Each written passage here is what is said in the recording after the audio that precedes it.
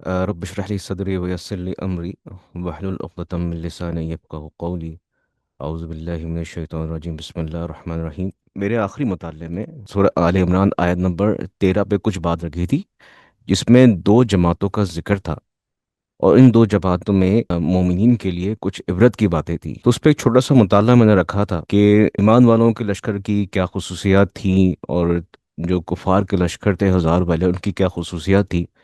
اس پہ ایک چھوٹی سی بات رکھی تھی، لیکن اس کی اصل جو عبارت ہے وہ اگلی آیتوں میں مجھے ملی، تو وہ میں آج آپ لوگوں ڈسکس کرنا چاہوں گا۔ وہ کچھ یوں ہے، یہ وہ خصوصیات تھیں جو آخری کلاس میں نے ان دو گروہوں کے بارے میں رکھی تھی، اور یہاں میری بات یہ تھی کہ غرض یہ کہ ہمارا عمل ہی ہمیں بتائے گا کہ ہم کس گنتی میں شمار ہوتے ہیں۔ یہ عمل کے اوپر آج میری کلاس ہے کہ کیا عمل ہے وہ۔ اچھا، اس میں ایک بڑی اہم بات یہ تھی کہ ان دو گروہوں کی جو بات ہوئی اس آیت میں، مخاطب کون تھا؟ بات ہوتی ہے 313 کے لشکر کی اور ہزار کی، اس میں مخاطب کون تھا؟ اس میں مخاطب جو میرے مطالعے میں آیا ہے وہ مرد تھا۔ مردوں سے یہ مخاطب کر کے کہا گیا ہے کہ ان دو گروہوں میں تمہارے لیے ایک عبارت ہے۔ اچھا، مرد میں نے کیوں لیا؟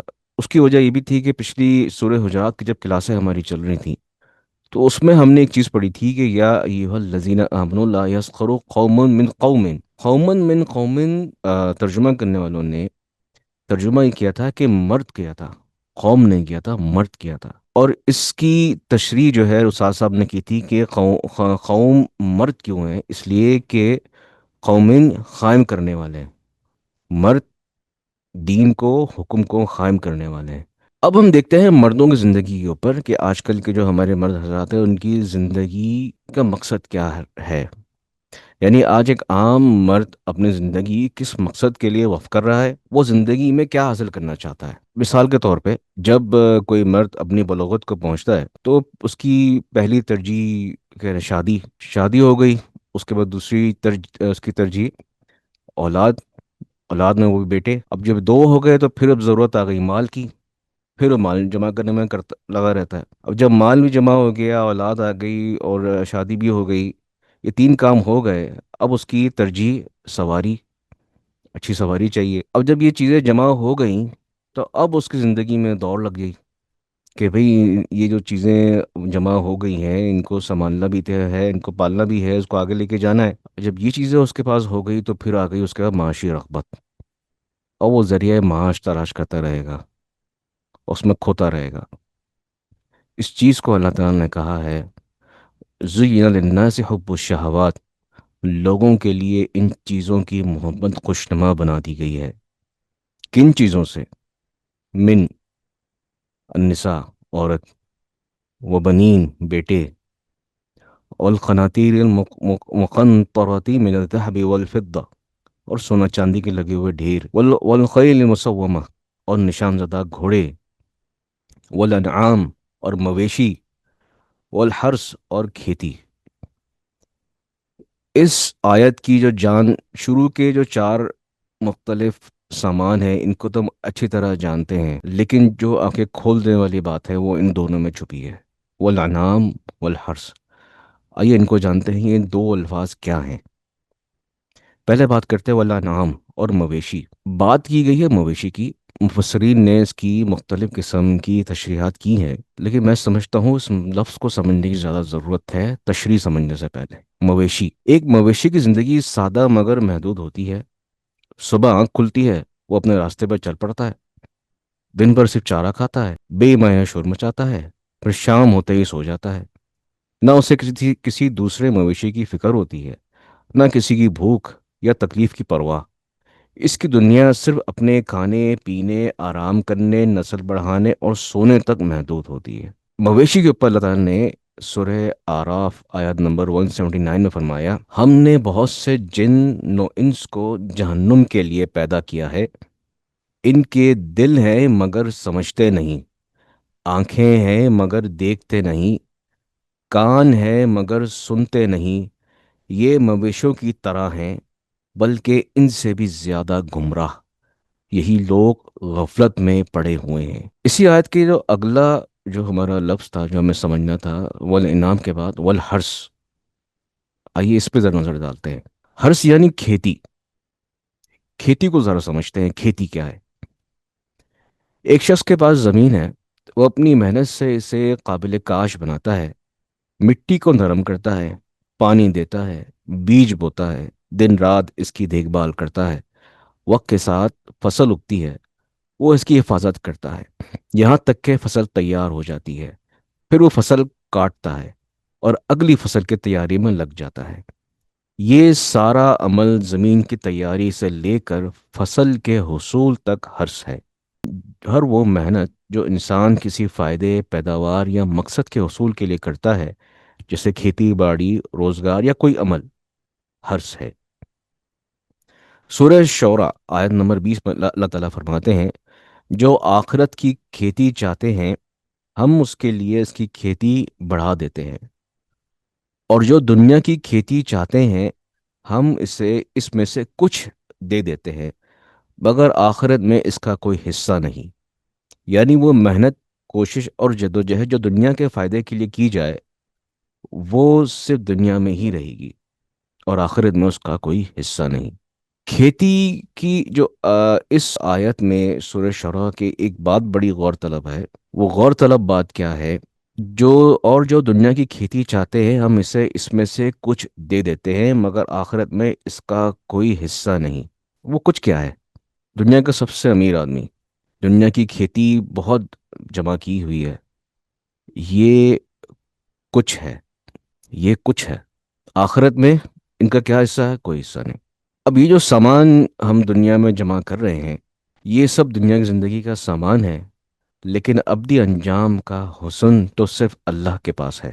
دنیاوی زندگی کا سامان جمع کرنا یعنی یہ جو چیزیں ہمیں اس آیت میں بتائی گئی ہیں، اگر ہم اس سامان کے حصول میں لگے رہیں تو کیا ہوگا؟ ہوگا یہ دا گریٹ فائنینشیل ڈسپروپورشن۔ وہ کیسے؟ وہ اس طرح، امیر اور امیر ہوتا جائے گا اور غریب اور غریب ہوتا جائے گا۔ وجہ والانعام والحرث۔ اب اس آیت کو سمجھنے کے بعد اگر ہم ایک نظر رسول اللہ صلی اللہ علیہ وآلہ وسلم کے گھر کے اندرونی مناظر پہ ڈالیں، یہ رسول اللہ صلی اللہ علیہ وسلم کا گھر ہے، جو مدینے کے جو ان کا جو گھر تھا اس کا اندرونی منظر ہے، اور یہ اس منظر کی جو سورس ہے، وہ اگر آپ کلاک ٹاور، مکہ میں کلاک ٹاور کے نیچے ریسنٹلی حکومت سعودی عرب نے ایک میوزیم بنایا ہے، اور اس میں رسول اللہ صلی اللہ علیہ وسلم کے استعمال کی تمام چیزیں اور گھر اور ان کے ازواج مطہرات کا گھر وغیرہ سب چیزوں کی نقشہ اس میں کھینچا گیا ہے 3D میں۔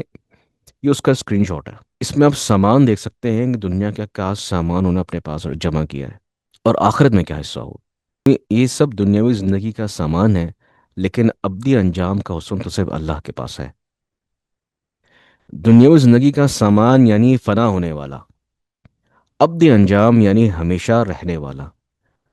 آگے جو آیت جس طرح اللہ تعالیٰ نے بتائی ہیں، اس میں یہ بات کلیئر ڈیفائن ہو جائے گی کہ وہ ابدی انجام کیا ہے اور وہ ہمیشہ کے لیے کیسے ہے۔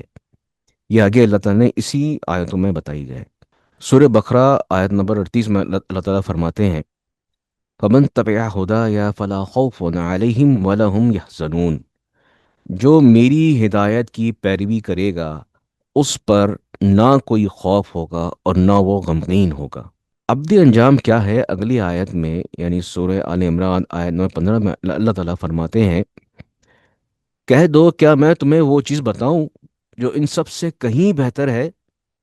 جو لوگ تقوی اختیار کرتے ہیں ان کے لیے ان کے رب کے پاس وہ باغات ہیں جن کے نیچے نہریں بہتی ہیں، جن میں وہ ہمیشہ رہیں گے، اور پاکیزہ بیویاں ہیں، اور اللہ کی طرف سے خوشنودی ہے، اور تمام بندوں کو اللہ اچھی طرح دیکھ رہا ہے۔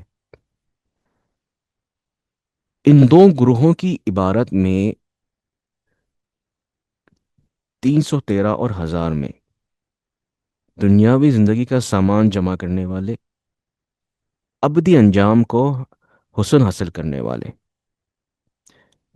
یہ دوسری عبارت ہے جو میں آپ سے ڈسکس کر رہا ہوں، کہ یہ ہزار والے دنیا کے سامان جمع کرنے میں لگے رہیں گے، ابدی انجام والے اپنے رب کے باغات کے حصول کے لیے کام کرتے رہیں گے۔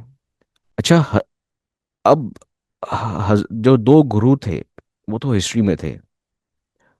آج اگر ہمیں، یعنی کہ اگر میں اپنی مثال لے لوں کہ میں اپنے آپ کو کس گروہ میں سمجھوں، ہزار والوں میں سمجھوں کہ 313 والوں میں سمجھوں، میں اپنے آپ کو ہزار والوں میں رکھتا ہوں، کیونکہ جب تک میں خود کو ہزار والوں میں رکھوں گا تو میری 313 تک پہنچنے کی کوشش جاری رہے گی۔ جس وقت میں نے خود کو 313 والا سمجھ لیا، ہو سکتا ہے کہ میں مطمئن ہو جاؤں۔ جب رسول اللہ صلی اللہ علیہ وسلم ہمارے درمیان تھے تو بشارت مل جایا کرتی تھی کہ کون ہزار والا ہے اور کون 313 والا ہے۔ لیکن آج ہم کن گروہ میں شامل ہیں، اس کا پتہ ہمیں قیامت کے دن چلے گا۔ اگر میں اپنے آپ کو ہزار والے میں رکھتا ہوں تو میں 313 تک کا سفر کیسے کروں؟ میں وہ کیا کام کروں کہ میں ہزار سے 313 میں شامل ہوتا رہوں یا شامل ہو کے قائم رہوں؟ وہ سفر کیسے طے ہوگا؟ اس کے لیے سب سے پہلے دعا۔ یہ سورہ آل عمران کی اگلی آیت ہے۔ الذین یقولون ربنا اننا آمنا فاغفر لنا ذنوبنا وقنا عذاب النار۔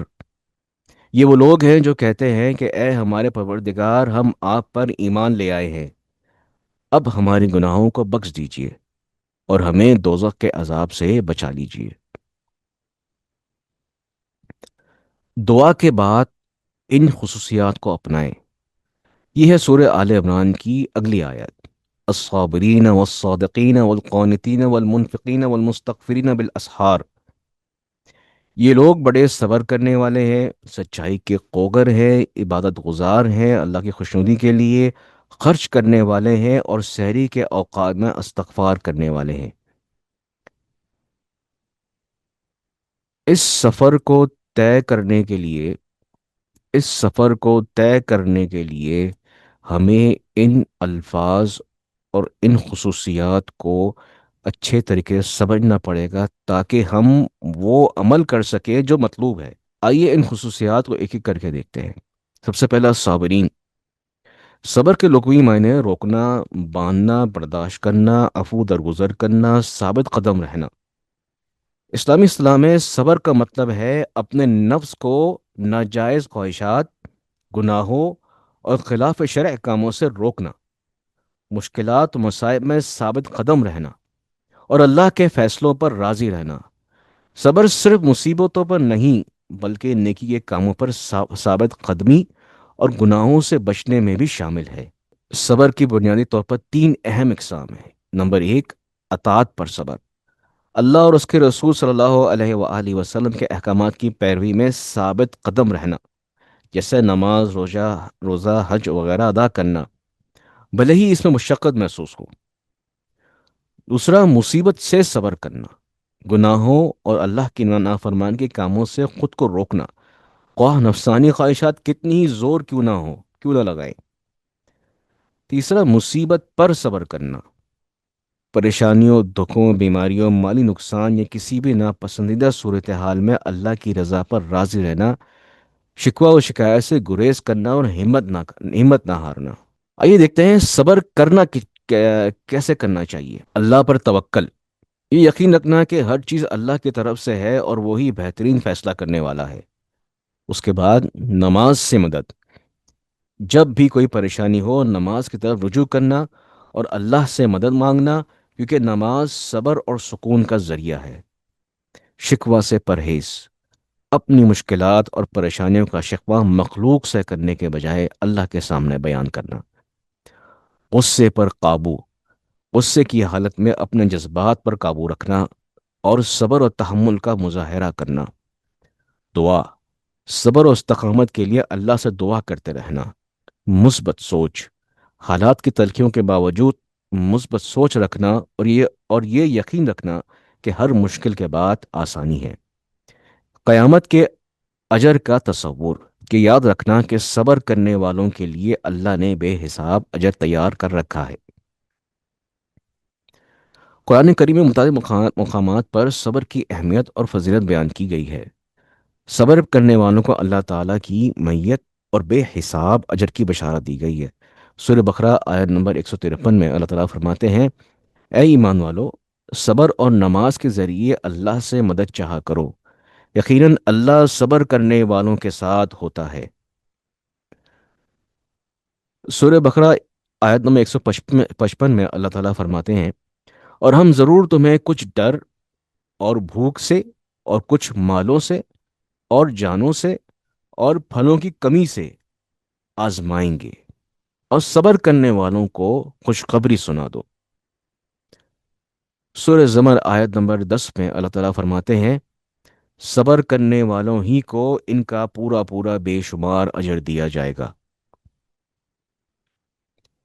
سورہ آل عمران آیت نمبر 146 میں اللہ تعالیٰ فرماتے ہیں: لیکن اللہ کی راہ میں آنے والی مصیبتوں کی وجہ سے نہ وہ بددل ہوئے، نہ انہوں نے کمزوری دکھائی، نہ وہ خوار ہوئے، اور اللہ تو صبر کرنے والوں کو دوست رکھتا ہے۔ سورہ لقمان آیت نمبر 17 میں اللہ تعالیٰ فرماتے ہیں، جو کہ لقمان علیہ السلام کی نصیحت ہے: اے میرے بیٹے، نماز قائم کر اور نیکی کا حکم کر اور برائی سے روک، اور جو کوئی مصیبت تجھے پیش آئے اس پر صبر کر، بے شک یہ بڑی ہمت والا کام ہے۔ ایک حدیث قدسی ہے، اس میں اللہ تعالیٰ ارشاد فرماتے ہیں: جب میں اپنے کسی بندے کو اس کا جسم، مال یا اولاد کے ذریعے آزمائش میں مبتلا کروں، پھر وہ صبر و جمیل کے ساتھ اس کا استقبال کرے، تو قیامت کے دن مجھے حیا آئے گی کہ اس کے لیے میزان قائم کروں یا اس کا نامہ اعمال کھولوں۔ سیدنا عمر بن خطاب رضی اللہ تعالی عنہ کا قول ہے: صبر کی دو قسمیں ہیں، مصیبت کے وقت صبر، اور گناہوں کے ارتکاب سے صبر، اور یہ صبر پہلے سے زیادہ اچھا ہے۔ نبی کریم صلی اللہ علیہ وآلہ وسلم کا ارشاد ہے: مومن کا معاملہ بھی عجیب ہے، اس کے ہر حال میں خیر ہی خیر ہے، اگر اسے کوئی خوشی پہنچے تو شکر کرتا ہے، یہ اس کے لیے بہتر ہے، اور اگر اسے کوئی تکلیف پہنچے تو صبر کرتا ہے، یہ بھی اس کے لیے بہتر ہے۔ امام ابن قیم نے اپنی کتاب مدارج السالکین اور عدد الصابرین و ذخیرہ الشاکرین میں صبر کی گہرائیوں پر روشنی ڈالی ہے۔ آپ نے صبر کی اقسام، اللہ تعالیٰ کی اطاعت پر صبر، گناہوں سے بچنے پر صبر، اور مصائب پر صبر کو تفصیل سے بیان کیا ہے، اور اسے ایمان کا نصف قرار دیا ہے۔ ان کے نزدیک صبر اللہ پر توکل، یقین اور اس کی رضا میں پوشیدہ ہے۔ الصابرین کے بعد بات کرتے ہیں وہ صادقین پر۔ وہ صادقین وہ لوگ جو اپنے قول، عمل، نیت اور ارادے میں سچے ہوں، جو اللہ سے کیے گئے وعدوں کو نبھاتے ہیں اور دین پر ثابت قدم رہتے ہیں، چاہے حالات جیسے بھی ہوں۔ سچائی صرف زبان کی نہیں بلکہ دل و عمل اور نیت کی سچائی ہے۔ سورہ فاتحہ آیت نمبر 5 میں اللہ تعالیٰ فرماتے ہیں، جس میں دعا ہے کہ ہمیں سیدھے راستے کی ہدایت عطا فرما۔ کس راستے کی؟ ان لوگوں کے راستے کی جن پر تو نے انعام فرمایا۔ سورہ نساء میں اس کی تشریح کی گئی ہے کہ وہ کون لوگ ہیں جن پر انعام فرمایا، اور جو لوگ اللہ اور رسول کی اطاعت کریں گے تو وہ ان کے ساتھ ہوں گے جن پر اللہ نے انعام فرمایا، یعنی انبیاء، صدیقین، شہداء اور صالحین، اور وہ کتنے اچھے ساتھی ہیں۔ سورہ توبہ آیت نمبر 119 میں اللہ تعالیٰ فرماتے ہیں: اے ایمان والو، اللہ سے ڈرو اور سچوں کے ساتھ ہو جاؤ۔ صحیح بخاری کی حدیث ہے: سچائی نیکی کی طرف لے جاتی ہے، اور نیکی جنت کی طرف لے جاتی ہے۔ آدمی سچ بولتا رہتا ہے یہاں تک کہ اللہ کے نزدیک صدیق لکھ دیا جاتا ہے۔ ترمذی کی حدیث ہے: تم پر سچ بولنا لازم ہے، کیونکہ سچ نیکی کی طرف رہنمائی کرتا ہے، اور نیکی جنت کی طرف۔ صدیقین کیسے بنے؟ سچائی کو اپنانا، صدق اور قول و عمل سے، صرف زبان سے نہیں بلکہ دل، نیت اور عمل میں بھی سچائی ہو، جھوٹ، فریب اور دوغلے پن سے مکمل اجتناب ہو، نیت کی پاکیزگی ہو، ہر عمل صرف اللہ کی رضا کے لیے ہو، نہ کہ دکھاوے یا دنیاوی فائدے کے لیے۔ ثابت قدمی اور استقامت ہو، سچائی پر قائم رہنا، چاہے حالات کتنے ہی مشکل کیوں نہ ہوں۔ نبی کریم صلی اللہ علیہ وآلہ وسلم کی سیرت کی پیروی کر کے آپ صلی اللہ علیہ وآلہ وسلم کو صادق اور امین کہا جاتا تھا۔ ان کی سچائی، دیانت اور کردار ہمارے لیے نمونہ ہے۔ اللہ سے دعا اور مدد مانگ کر قرآن میں سچوں کے ساتھ ہونے کی دعا سکھائی گئی ہے۔ اللہم اجعلنا مع الصادقین، اے اللہ ہمیں سچوں کے ساتھ شامل فرما، آمین۔ القانتین کا لفظ بہت ہی اہم معنی رکھتا ہے۔ اس لفظ کا مادہ قنوت ہے، جس کے لغوی معنی ہے اطاعت، فرما برداری، عاجزی، قیام اور خشوع و خضوع کے ساتھ اللہ کی بندگی کرنا۔ اسلامی تعلیمات میں یہ ایک بلند اور روحانی مقام کی نشاندہی کرتا ہے۔ سورہ بقرہ آیت نمبر 238 میں اللہ تعالیٰ فرماتے ہیں، حافظوا علی الصلوات والصلاة الوسطی وقوموا للہ قانتین، نمازوں کی پابندی کرو اور بالخصوص درمیانی نماز کی، اور اللہ کے حضور فرمانبرداری کے ساتھ کھڑے ہو۔ یہاں قانتین کا مطلب ہے کہ نماز میں مکمل خشوع و خضوع، عاجزی اور سکون کے ساتھ کھڑے ہونا، اور اللہ کی فرمانبرداری میں کوئی کسر نہ چھوڑنا۔ سورہ زمر آیت نمبر 9 میں اللہ تعالیٰ ارشاد فرماتے ہیں، کیا وہ شخص جو رات کی گھڑیوں میں سجدہ کرتا ہے اور کھڑا ہو کر اطاعت گزار رہتا ہے، آخرت سے ڈرتا ہے اور اپنے رب کی رحمت کی امید رکھتا ہے۔ اس آیت میں قنوت، رات کی عبادت، سجدے و قیام میں استقامت اور اللہ کی خشیت کے ساتھ امید کی حالت کو ظاہر کرتا ہے۔ القانتین وہ لوگ ہیں جو اللہ کی بندگی میں تسلسل اور استقامت کا مظاہرہ کرتے ہیں۔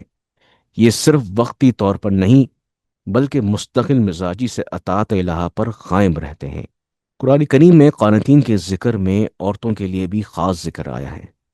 نیک عورتوں کے اوصاف بیان کرتے ہوئے بھی یہ الفاظ استعمال کیے گئے ہیں، جس کا ترجمہ ہے سورہ نساء آیت نمبر 34 میں، تو نیک عورتیں فرمانبردار ہوتی ہیں، غیب کی حفاظت کرنے والی ہوتی ہیں کہ اللہ نے حفاظت کی ہے۔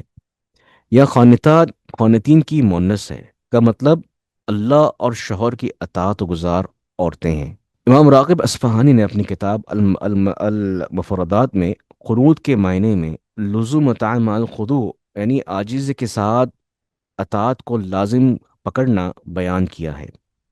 علامہ ابن کثیر اور دیگر مفسرین نے القانتین کو ان لوگوں سے تعبیر کیا ہے کہ جو اللہ کی بندگی اور اطاعت میں نہایت عاجزی، خضوع اور استقامت کا مظاہرہ کرتے ہیں۔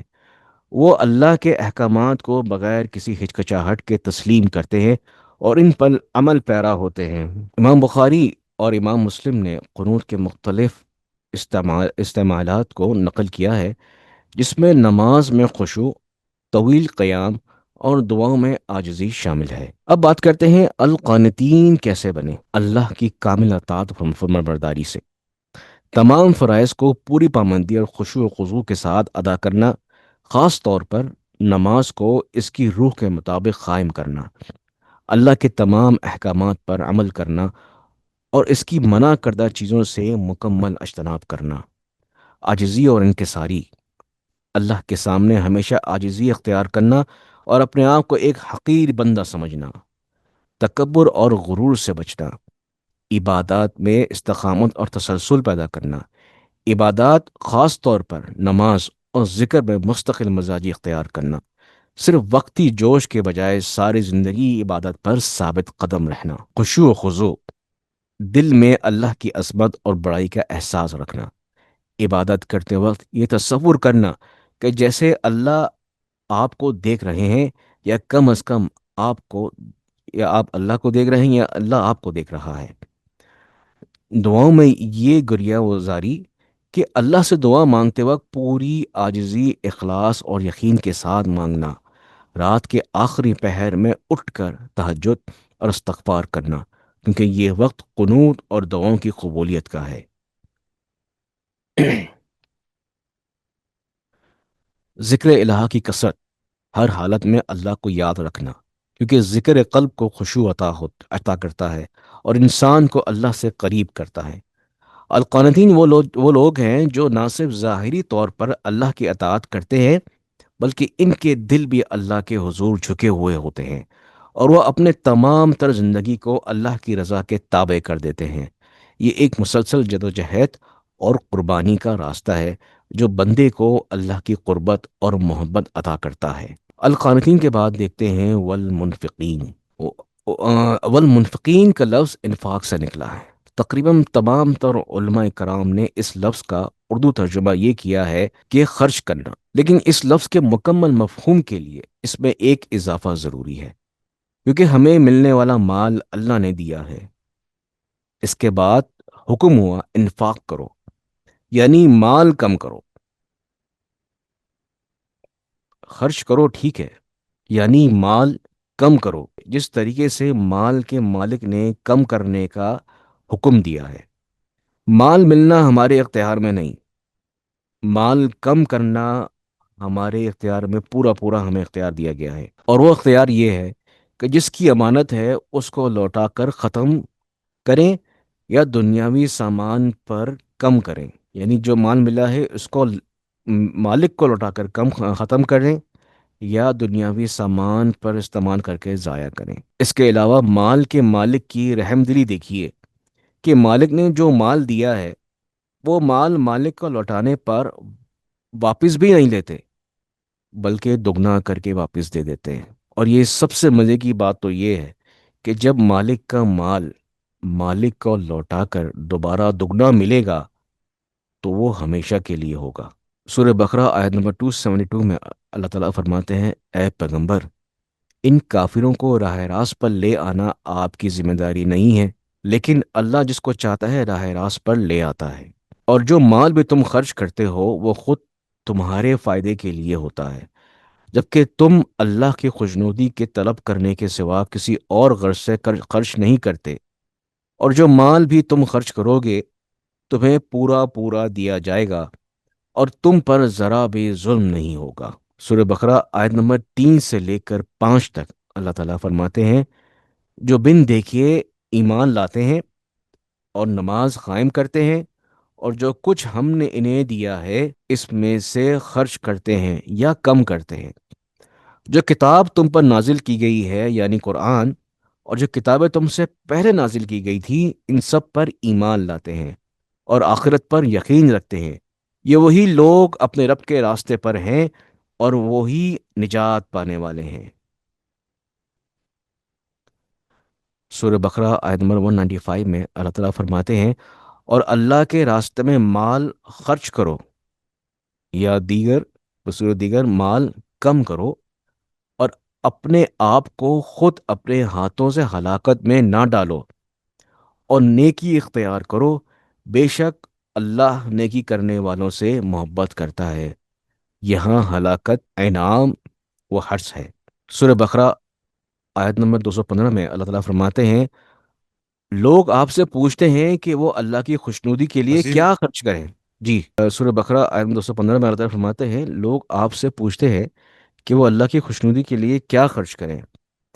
آپ کہہ دیجئے کہ جو مال بھی تم خرچ کرو وہ والدین، قریبی رشتہ داروں پہ، یتیموں، مسکینوں اور مسافروں کے لیے ہونا چاہیے، اور تم بھلائی کا جو کام بھی کرو اللہ اسے پوری طرح باخبر ہے۔ اس میں ایک بہت غور طلب بات ہے، اس میں تقریباً سب کا ذکر ہے، اگر ذکر نہیں تو خرچ کرنے والے کا ذکر نہیں، یعنی اللہ کی خوشنودی کے لیے خرچ کرو، والدین، قریب رشتہ دار، یتیم، مسکین و مسافر۔ اس میں ذکر خرچ کرنے والے کا خود کا نہیں ہے کہ خود پر خرچ کریں یا نہ کریں، لیکن اس بات کا ذکر اللہ نے اپنی اگلی آیت میں کیا ہے۔ سورہ بقرہ آیت نمبر 219 میں اللہ تعالیٰ فرماتے ہیں، لوگ آپ سے شراب اور جوئے کے بارے میں پوچھتے ہیں، آپ کہہ دیجئے کہ ان دونوں میں بڑا گناہ ہے اور لوگوں کے لیے کچھ فائدہ بھی ہے، اور ان دونوں کا گناہ ان کے فائدے سے زیادہ بڑا ہے۔ اور لوگ آپ سے پوچھتے ہیں کہ وہ اللہ کی خوشنودی کے لیے کیا خرچ کریں، آپ کہہ دیجئے کہ جو تمہاری ضرورت سے زائد ہو۔ اللہ اسی طرح اپنے احکامات تمہارے لیے صاف صاف بیان کرتا ہے تاکہ تم غور و فکر کر لو۔ یہاں ایک بڑی اہم بات غور طلب ہے کہ یہاں خود پر خرچ کرنے والے کا ذکر 2 طریقے سے آیا ہے۔ پہلا، ایک ضرورت کے حد تک خود پر خرچ کر لو، لیکن اگر ضرورت دنیا کی زینت ہو تو ضرورت کبھی ختم نہیں ہوگی، جس کی وجہ سے اللہ کی راہ میں مال خرچ نہیں ہو سکتا، جس کی وجہ سے آپ کا سارا مال تباہ ہو سکتا ہے۔ دوسرا، اس زمانے میں سگریٹ، تمباکو یا دیگر نشہ آور اشیاء موجود تھیں؟ نہیں تھیں۔ اس وقت نشے کی بنیادی اور غالب ذریعہ صرف شراب تھی، لیکن آج کے دور میں نشہ آور چیزوں کی اقسام میں مسلسل اضافہ ہو رہا ہے۔ سوال یہ ہے کہ ایسا کیوں ہو رہا ہے؟ اس کی ایک بڑی وجہ یہ ہے کہ ہم ان چیزوں پر اپنا مال خرچ کرتے ہیں، اللہ تعالیٰ کے احکامات کی نافرمانی کر رہے ہیں۔ یہ دراصل ایک قسم کی قیانت ہے۔ اپنے جسم، مال اور ایمان کے ساتھ ہمیں چاہیے کہ ہم ان فضول اور نقصان دہ چیزوں سے بچیں اور اپنے وسائل کو ان کاموں میں لگائیں جو اللہ کی رضا اور انسانیت کی بھلائی کا ذریعہ بنے۔ اچھا، اس کے علاوہ رسول صلی اللہ علیہ وسلم نے نشے کے بارے میں ایک حدیث ہے کہ ہر نشہ آور چیز، قمر، شراب یعنی، اور ہر نشہ آور چیز حرام ہے۔ جو شخص دنیا میں شراب پیتا رہا اور توبہ کیے بغیر اس حالت میں مر گیا، وہ آخرت میں جنت کی شراب سے محروم رکھا جائے گا۔ سورہ بقرہ آیت نمبر 262 میں اللہ فرماتے ہیں، جو لوگ اپنے مال اللہ کے راستے میں خرچ کرتے ہیں، پھر خرچ کرنے کے بعد نہ احسان جتلاتے ہیں اور نہ کوئی تکلیف پہنچاتے ہیں، وہ اپنے پروردگار کے پاس اپنا ثواب پائیں گے، نہ ان کو کوئی خوف لاحق ہوگا اور نہ کوئی غم پہنچے گا۔ وہ لوگ جو اللہ کا دیا ہوا مال اللہ ہی کی راہ میں خرچ کرتے ہیں، ان کا درجہ شہیدوں کا درجہ ہے، اور شہید وہ لوگ ہیں جن پر اللہ تعالیٰ نے انعام فرمایا ہے۔ منفقین کے اوپر سورہ بقرہ آیت نمبر 264 265 میں اللہ تعالیٰ فرماتے ہیں، اپنے صدقات کو احسان جتلا کر اور تکلیف پہنچا کر اس شخص کی طرح ضائع مت کرو جو اپنا مال لوگوں کو دکھانے کے لیے خرچ کرتا ہے اور اللہ اور یوم آخرت پر ایمان نہیں رکھتا۔ چنانچہ اس کی مثال ایسی ہے جیسے ایک چکنی چٹان پر مٹی جمی ہوئی ہو، پھر اس پر زور کی بارش پڑے اور اس مٹی کو بہا کر چٹان کو دوبارہ چکنا بنا دے۔ ایسے لوگوں نے جو کمائی کی ہوتی ہے وہ ذرا بھی ان کے ہاتھ نہیں لگتی، اور اللہ ایسے کافروں کو ہدایت تک نہیں پہنچاتا۔ اور اگلی آیت میں اللہ تعالیٰ فرماتے ہیں، اور جو لوگ اپنے مال اللہ کی خوشنودی طلب کرنے کے لیے اور اپنے آپ میں پختگی پیدا کرنے کے لیے خرچ کرتے ہیں، ان کی مثال ایسی ہے ایسے ایک باغ کسی ٹیلے پر واقع ہو، اس پر زور کی بارش برسے تو وہ دگنا پھل لے کر آئے، اور اگر اس پر زور کی بارش نہ بھی پڑے تو ہلکی ہلکی پھوار بھی اس کے لیے کافی ہے، اور تم جو بھی عمل کرتے ہو اللہ اسے خوب اچھی طرح دیکھتا ہے۔ سورہ بقرہ آیت نمبر 273 میں اللہ تعالیٰ فرماتے ہیں، مالی امداد کے بطور خاص مستحق وہ فقراء ہیں جنہوں نے اپنے آپ کو اللہ کی راہ میں اس طرح مقید کر رکھا ہے کہ وہ معاش کی تلاش کے لیے زمین میں چل پھر نہیں سکتے، چونکہ وہ اتنے پاک دامن ہیں کہ کسی سے سوال نہیں کرتے، اس لیے ناواقف آدمی انہیں مالدار سمجھتا ہے۔ تم ان کے چہرے کی علامتوں سے ان کی اندرونی حالت کو پہچان سکتے ہو، مگر وہ لوگوں سے لگ لپٹ کر سوال نہیں کرتے، اور جو مال بھی خرچ کرتے ہیں اللہ اسے خوب جانتا ہے۔ سورہ آل عمران آیت نمبر 92 میں اللہ تعالیٰ فرماتے ہیں، تم نیکی کے مقام تک اس وقت تک ہرگز نہیں پہنچو گے جب تک ان چیزوں میں سے اللہ کے لیے خرچ نہ کرو جو تمہیں محبوب ہے، اور جو کچھ بھی تم خرچ کرو اللہ اسے خوب جانتا ہے۔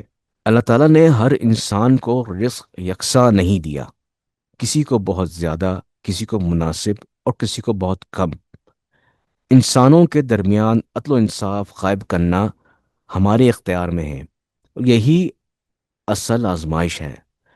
جو مال ہمیں عطا ہوا ہے اسے اللہ کے حکم کے مطابق دوسروں کے ساتھ بانٹنا ہماری جنت کی پرکھ ہے۔ اللہ نے جنت کو بے حد خوبصورت بنایا ہے، اور وہ صرف ان لوگوں کو اس میں داخل کرے گا جو اس کے حقیقی مستحق ہوں گے۔ اب اس آیت کے جو آخری اور اہم ترین موضوع، والمستغفرین بالاسحار، والمستغفرین یعنی بخشش مانگنے والے۔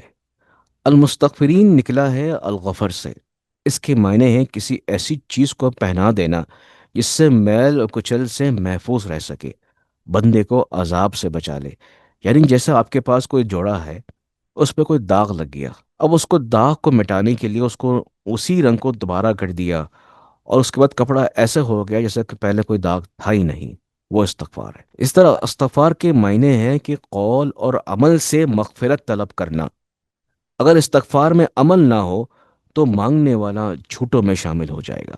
اس طرح بالاسحار، رات کے کنارے پر، اس کے معنی آخری شب کی تاریکی ہے جو دن کی ابتدائی روشنی میں مخلوط ہے، یعنی یہ وقت ہے اور یہ ہے بخشش طلب کرنا۔ والمستغفرین، اس کے بارے میں اللہ تعالیٰ فرماتے ہیں، اور سحر کے وقت وہ نیک لوگ اللہ سے مغفرت مانگا کرتے ہیں۔ اور بالاسحار پر رسول اللہ صلی اللہ علیہ وسلم کی ایک حدیث ہے، حضرت ابو ہریرہ رضی اللہ تعالیٰ عنہ سے روایت ہے کہ رسول اللہ صلی اللہ علیہ وآلہ وسلم نے فرمایا، ہمارا رب ہر رات جب رات کا آخری تہائی حصہ باقی رہ جاتا ہے، آسمان و دنیا پر نزول فرماتا ہے اور کہتا ہے، کون ہے جو مجھے پکارے کہ میں اس کی دعا قبول کروں، اور کون ہے مجھ سے مدد مانگے کہ میں اسے عطا کروں، اور کون ہے جو مجھ سے مغفرت چاہے کہ میں اسے بخش دوں۔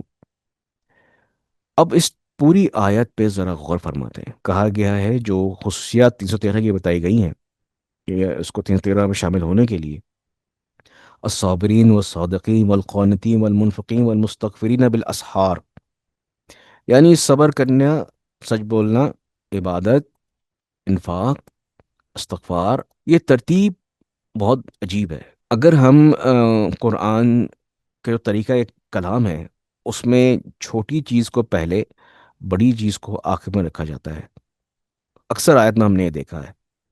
تو یہ کیا وجہ ہے کہ صبر کو کم رکھا گیا ہے اور استغفار کے وقت کو آخر میں رکھا گیا ہے؟ یہ کیا وجہ ہے؟ میں نے اس پر تحقیق کرنے کی بڑی کوشش کی کہ کیا وجہ ہو سکتی ہے۔ مجھے سائنس میں اس کی بڑی وجہ ملی۔ جب سائنس میں نے اس وقت اور استغفار کو دیکھا تو پھر سمجھ آیا کہ یہ آخر میں کیوں ہے اور یہ خصوصیات پہلے کیوں ہیں۔ آئیے سائنس کی روشنی میں اس لفظ کو دیکھتے ہیں۔ انسانی جسم کی حیاتیاتی گھڑی، یعنی انسانی جسم کے اندر ایک گھڑی فکس ہے، اس کو سائنسدانوں نے نام دیا ہے سرکارڈین ردم۔ یہ ایک قدرتی حیاتیاتی نظام ہے جو ہمارے جسم کی روزمرہ کی سرگرمیوں کو کنٹرول کرتا ہے، جیسے سونا اور جاگنا، بھوک لگنا، ہارمونز کا اخراج، جسم کا درجہ حرارت۔ اور اس حیاتیاتی گھڑی کے مطابق ان ان میں دن میں کام کرنا اور رات کو سونا ہے۔ یعنی جو اللہ تعالیٰ نے انسان کے اندر گھڑی فکس کی ہے، اس کے مطابق دن میں کام کرنا اور رات کو سونا ہے۔ یہ گھڑی دن میں انسانی جسم میں کیا خوبیاں رونمائی کرتی ہے، آئیے دیکھتے ہیں۔ جسم چست اور متحرک ہوتا ہے، توانائی زیادہ ہوتی ہے، کورٹیسول ہارمون دن میں زیادہ بنتا ہے جو جسم کو چاق و چوبند رکھتا ہے، فیصلہ سازی بہتر ہوتی ہے، دماغی کارکردگی عروج پر ہوتی ہے، ہاضمہ نظام فعال ہوتا ہے، دن میں کھانا بہتر ہضم ہوتا ہے، وائٹامن ڈی سورج کی روشنی سے بنتا ہے، ہڈیوں اور مدافعتی نظام کے لیے ضروری ہے، دن کی نیند بے آرام ہوتی ہے کیونکہ روشنی نیند کے ہارمون کو متاثر کرتی ہے۔ اس کے علاوہ شیطان کی مداخلت رات کے مقابلے میں نسبتاً دن میں کم ہوتی ہے، انسان زیادہ ہوش میں ہوتا ہے، صلح صفائی، معافی اور مصالحت کے فیصلے دن میں بہتر ہوتے ہیں۔ رات کے وقت جسمانی اور ذہنی کیفیت کیا ہوتی ہے؟ جسم سست ہو جاتا ہے، توانائی کم ہو جاتی ہے، میلاٹونن ہارمون جو رات میں بنتا ہے، نیند لانے والا ہارمون، فیصلے اکثر جذباتی اور کمزور ہوتے ہیں، دماغ تھک جاتا ہے، تھکا ہوا ہوتا ہے، ہاضمہ سست ہو جاتا ہے، رات کو بھاری کھانا نقصان دہ ہوتا ہے، وائٹامن ڈی نہیں بنتا، سورج کی غیر موجودگی میں شیطان کی وسوسہ اندازی زیادہ ہوتی، تنہائی اور کمزوری کا فائدہ اٹھاتا ہے، جھگڑے، طلاق اور غصے کے واقعات رات کو زیادہ ہوتے ہیں۔ رات کو جاگنے کے سائنسی اور روحانی نقصانات: نیند کی کمی سے دماغی کارکردگی متاثر ہوتی ہے، یادداشت اور توجہ کمزور ہوتی ہے، ہارمون کا توازن بگڑ جاتا ہے، خاص طور پر انسولین، کورٹیسول اور میلاٹونن، مدافعتی نظام کمزور ہوتا ہے، بیماریوں کا خطرہ بڑھ جاتا ہے، دل کے امراض، ذیابیطیس اور موٹاپے کا خطرہ بڑھ جاتا ہے، روحانی کمزوری، تہجد، فجر اور ذکر سے محرومی، دن بھر کی کارکردگی متاثر ہوتی ہے، سستی، چڑچڑاپن اور ذہنی دباؤ بڑھ جاتا ہے۔ فجر کی برکتوں اور سنت کی لحاظ سے نبی کریم صلی اللہ علیہ وسلم نے یہ دعا دی، یعنی اے اللہ، میری امت کے صبح کے وقت میں برکت عطا فرما۔ دماغی کارکردگی بہترین ہوتی ہے صبح کے وقت، دماغ تازہ و توانا ہوتا ہے، روحانی سکون، فجر کی نماز، ذکر اور قرآن کی تلاوت دل کو سکون دیتی ہے، رزق میں برکت۔ صبح جلدی اٹھنے والے افراد زیادہ کامیاب اور منظم ہوتے ہیں۔ سورج کی روشنی میں وٹامن ڈی بنتا ہے، صحت کے لیے مفید، دن بھر کی منصوبہ بندی بہتر ہوتی ہے، وقت کا بہتر استعمال ممکن ہوتا ہے۔ ایک بہت اہم چیز ہے کہ وٹامن ڈی کے فوائد اگر ہم کو اس میں جاننا تھوڑا ضروری ہے تاکہ ہمیں کا لنک سمجھ میں آئے۔ ہڈیوں کی مضبوطی، وٹامن ڈی کیلشیم فاسفورس جذباتی مدد دیتا ہے جو ہڈیوں کے لیے صحت میں کے لیے ضروری ہے۔ پٹھوں کی طاقت، مدافعتی نظام کی مضبوطی، دل کی صحت، ذہنی صحت، کینسر سے تحفظ۔ وٹامن ڈی کی کمی سے کیا ہوتا ہے؟ ہڈیوں کی کمزوری، پٹھوں کی کمزوری، ڈپریشن اور ذہنی دباؤ، مدافعتی نظام کی کمزوری، دل کے امراض، وقت سے پہلے بڑھاپا۔ رات کے جاگنے سے بڑھاپا جلدی آتا ہے، نیند کی کمی سے سیلولر ریپیئر، خلیوں کی مرمت کا عمل متاثر ہوتا ہے جس سے جلد پر جھریاں، بڑھاپے کی علامات اور جلد ظاہر ہوتی ہے۔ ہارمون جو رات کو بنتا ہے اینٹی ایجنٹ خصوصیات رکھتا ہے، اس کی کمی سے جلدی بڑھاپے کا سبب بن سکتی ہے۔ رات کو جاگنے والے افراد ہارمونل عدم توازن، ذہنی دباؤ اور مدافعتی کمزوری زیادہ دیکھی گئی ہے۔ یہ عمر رسیدگی تیزی کرتی ہے۔ اب دیکھتے ہیں کہ صبر کرنا، سچ بولنا، عبادت کرنا، انفاق کرنا، ان میں ان کو کرنے کے لیے طاقت چاہیے، جسمانی قوت چاہیے، ذہنی قوت چاہیے اور قوت والے فیصلے چاہیے۔ اگر یہ توازن بگڑا تو ان کا کرنا مشکل ہے۔ اگر وقت بگڑا تو استغفار بگڑے گا، استغفار بگڑا تو یہ سب بگڑ سکتے ہیں جو بھی ہم نے سب دیکھا۔ اب جو اللہ تعالیٰ نے سورہ آل عمران آیت نمبر 13 میں کہا تھا کہ دو گروہ میں تمہارے لیے عبارت ہے، وہ کچھ اس طرح ہے سر۔ ایمان والوں کا گروہ یہ خصوصیات رکھے گا، اور ہزار والا گروہ دنیاوی زینت میں کھویا رہے گا۔ ہمارے ساتھ جڑے رہنے کے لیے ہمارا چینل سبسکرائب کریں۔